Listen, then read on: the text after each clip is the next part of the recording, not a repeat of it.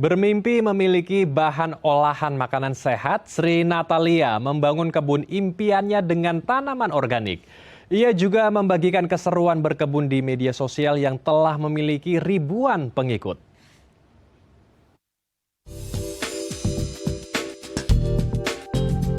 Khawatir dengan sayur dan buah-buahan yang tidak sehat, Sri dan suami membangun kebun seluas 7 kali 9 meter di atap rumah miliknya yang dinamai Secret Garden di Lebak Bulus, Jakarta Selatan. Dengan menggunakan metode tanam organik, ia menanam beragam macam tanaman seperti terong, belimbing, sawo, dan sayur mayur. Untuk urusan hama, Sri juga menggunakan bahan organik yang difermentasi, begitupun juga pupuknya. Uniknya, Sri Natalia selalu berkomunikasi dengan tanamannya dan memperlakukannya seperti anak sendiri. Ia juga membagikan kegiatannya ini di media sosial hingga memiliki pengikut 11.000 followers.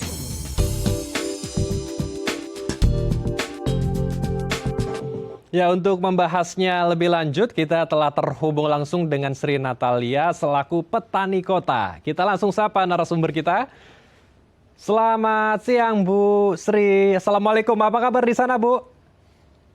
Waalaikumsalam. Baik, alhamdulillah. Alhamdulillah, kabarnya baik. Kita langsung saja berdiskusi tentang aksi berkebun dari Bu Sri Natalia yang dilakukan di atap rumah. Ini luar biasa sekali, Bu Sri. Boleh diceritakan, Bu Sri, ini terinspirasi dari siapa atau hal apa yang menginspirasi Ibu Sri untuk menjadi seorang petani di rumahnya sendiri? Oke, begini awalnya kita memang tidak punya lahan. Kita meminjam lahan orang lain untuk kita tanami. Tetapi kan namanya pinjam, ketika lahan mau dipergunakan oleh pemiliknya ya harus kita serahkan. Karena saya tidak punya lahan juga di bawah, tidak ada halaman. Yang tersisa hanya ruangan kosong di lantai 3 rumah kami. Jadi kami mencoba menanam ala kadarnya. Ternyata hidup juga ya. Langsung kita coba-coba tanaman lain, semua aneka sayuran, bahkan kita itu seperti menentang hukum alam. Pohon-pohon yang tidak tumbuh di dataran rendah pun kita coba. Alhamdulillah semua hidup, meskipun mereka harus terkena panas, karena memang kita tidak memberikan paranet juga. Jadi kita biarkan mereka hidup seperti apa adanya di alam. Tidak dimanja-manja, jadi tidak dipakaikan paranet, tidak dipakaikan apapun gitu ya, yang untuk mengurangi tingkat kepanasan. Tapi alhamdulillah semua tumbuh subur dan berbuah. Alhamdulillah. Oke, jadi berawal dari terbatasnya lahan di rumah ya, sehingga memanfaatkan lahan yang ada, yaitu di atap rumah. Dan tadi juga menanam tanaman atau sayur mayur yang jenisnya tidak bisa di area yang tropis ya, yang panas begitu. Atau sebaliknya di kawasan yang suhunya rendah tetapi bisa ditanam di tempat Ibu Sri. Luar biasa sekali. Dan ini tanamannya juga saya dengar organik ya. Kenapa memilih konsep organik, Bu Sri? Ya, karena kita ingin hidup lebih sehat aja. Kita ingin memberi, terutama keluarga gitu ya. Kalau kita hanya membeli itu kan kosnya pasti mahal ya. Kenapa nggak kita coba aja tanam sendiri gitu. Kita coba-coba dari kira-kira sayur mayur atau buah-buahan yang bisa kita tanam cepat, bisa berbuah cepat.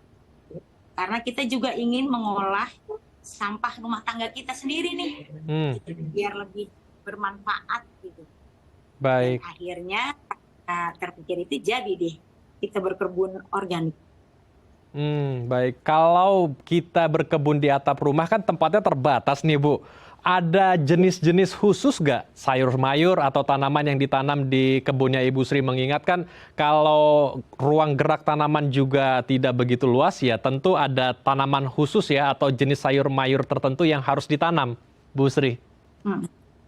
Tapi enggak, saya enggak mengkhususkan, justru saya semakin penasaran karena kita udah coba pisang berbuah, ya kan, kedong-dong, di atas tuh pepaya juga kan.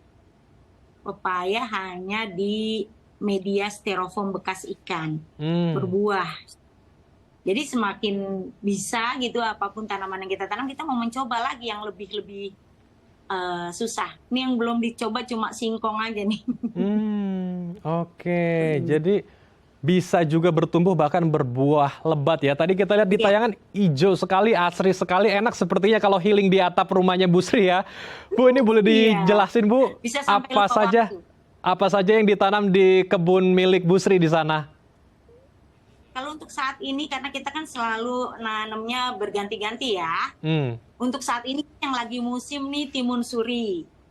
Timun suri kemarin kita habis panen raya banyak, melon ada, Hmm. terusnya buah tin, jambu kristal, bawang merah pun kita tanam, bawang Mhm. merah, daun bawang, cabai, tomat, pokoknya semua keperluan rumah tangga tuh dari perbumbuan sampai sayurannya ada di kebun kita. Bumbu-bumbu rempah-rempah pun ada, salam, kunyit, jahe, serai, sedikit-sedikit kita tanam. Alhamdulillah mereka tumbuh subur dan bisa kita gunakan. Oke, ini seperti menciptakan ketahanan pangan ya dari rumah sendiri, luar biasa Iya, sekali. betul. Oke, sayur-sayur yang di kebun Ibu Sri ini saya dengarkan tadi organik semua, bahkan pupuknya ini juga organik. Ini dari apa dibuatnya dan proses pembuatannya seperti apa sih Bu Sri? Kalau pupuk itu kita lebih ke sisa-sisa dapur, Hmm. sisa makanan yang dari nabati tapi ya, terus tentunya yang tidak mengandung minyak. Jadi kita kan setiap makan buah pasti ada kulitnya, masak sayur pasti ada sisanya. Yang kita olah utama yang itu, yang dari dapur kita. Tapi kalau kita ada kayak kemarin itu setiap habis Idul Fitri itu, Idul Adha itu kan banyak pohe ya Mhm. dari kambing itu nggak digunakan, kita ambilin, kita fermentasi sendiri untuk selingan pupuknya, Hmm. nutrisi untuk kita, karena kita tidak menggunakan apapun kimia, hanya dari olahan dari pupuk yang kita olah saja. Baik. Jadi dari sisa-sisa limbah dapur ya, kemudian dibuat sedemikian rupa menjadi pupuk organik. Nah, kalau kita membuat sebuah kebun atau pertanian organik, ini yang menjadi masalah adalah hama, Bu Sri. Karena rentan sekali pertanian organik diserang oleh hama. Ini bagaimana mengantisipasi hama di kebun Ibu Sri? Karena kebun Ibu Sri organik, kemudian pupuknya juga organik. Lalu bagaimana cara mengusir hama agar tidak memakan hasil panen Ibu Sri di sana? Tapi ditahan Bu Sri, kita akan bahas usai jeda ya Bu. Ya. Baik pemirsa, jangan kemana-mana karena kami akan kembali usai jeda. Tetap di Halo Indonesia.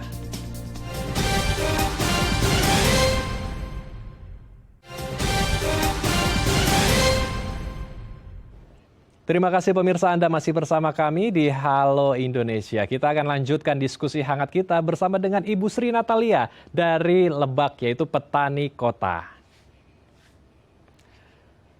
Bu Sri, melanjutkan pertanyaan saya di segmen sebelumnya. Kalau kita membangun kebun organik yang ada sayur-mayur organiknya di sana, ini tentu berisiko besar sekali diserang oleh hama, Bu Sri. Kalau dari Bu Sri sendiri bagaimana nih untuk bisa mencegah serangan hama atau meminimalisir lah ya, karena kalau organik ini pasti akan selalu diserang oleh hama. Gimana Bu cara tips and trick Bu Sri untuk menangkal hama di kebunnya? Oke, kalau hama yang namanya tanaman organik udah pasti nyerbu, tadi benar kata Mas ya.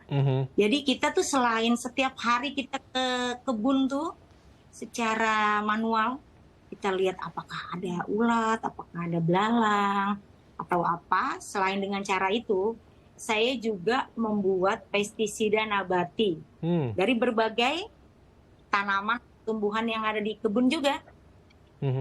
Seperti dari sirih merah tuh, karena biasanya hama itu tidak suka aroma atau rasa.